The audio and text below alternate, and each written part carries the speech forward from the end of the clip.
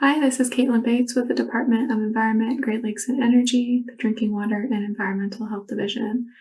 Today I'm going to walk us through the optimization assessment software that we use in our area-wide optimization program to do some long-term trending of turbidity performance at our drinking water plants and determine if our plants are optimized in meeting our area-wide optimization goals. So today I'm using the 12 filter version of the OAS. We also have a 36 filter and a 100 filter version and another version for our membrane filtration plants. So you navigate by using the tabs down here. There's an instructions tab. I'm going to go through these verbally. And then the first tab we'll go to is the data entry paste tab.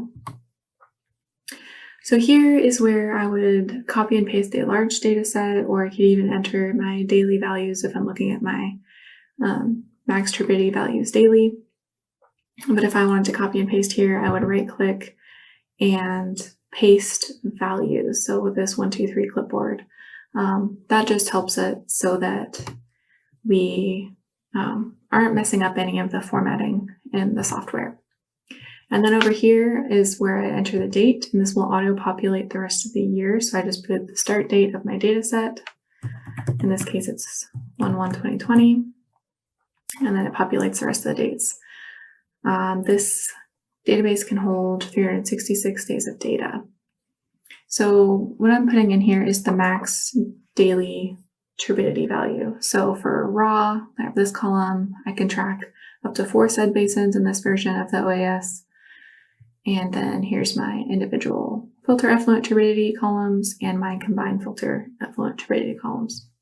So once I've entered in that data, I can click this button to transfer the data to the database, and then from that database we'll generate some nice trend charts. I'll say yes, I want to replace the existing data. And that'll run a macro, which then if we go to the data entry values page, you can see that my data has transferred over. So just from the top, here is the plant name, my public water supply system number, and then the max settled water turbidity goal. This will either be 2 or 1, depending on your raw water quality. And then the filtered water turbidity optimization goal of 0.10 NTU and the filtered water turbidity regulation of 0.30 NTU. If you're a membrane plant, your filtered water turbidity optimization goal will actually be 0.05 NTU. So here you'll notice that some values are highlighted in yellow, and that means that that value is above the optimization goal. So 0.21 is above the 0.10 optimization goal. And then if it's kind of grayed out in this kind of reddish color, that's for values below 0.02 NTU. And that's just kind of a quick check, maybe go check the flow rate on that online turbidimeter, the instrument L&M, and just make sure everything's okay, that you're not getting false low readings. So once I've kind of done a quick check of this data, everything kind of looks okay. There's nothing, maybe misentered, hand entered, or something like that, then I would click on this green button up here to update the reports. And when I do that, it'll jump me over to the summary page. And this just provides a really great trend of up to a year's worth of data. So I only entered in data from January to about mid-August 2020. So that's what's displayed here. So the top left chart here, we have our max raw turbidity in red, our max settled turbidity in black, and then our individual filter effluent turbidity in this dash blue line, and then the solid blue line is our combined filter effluent turbidity. On the right, we have a settled water turbidity compared to the red line, which is the goal of 2 NTU for this plant. And the bottom right, we have our combined filter effluent and individual filter effluent turbidity compared to the 0.1 goal. And there's also this handy chart on the left here that gives us a summary of the performance of the plant throughout the year. So we have the average max and min values that we've entered in.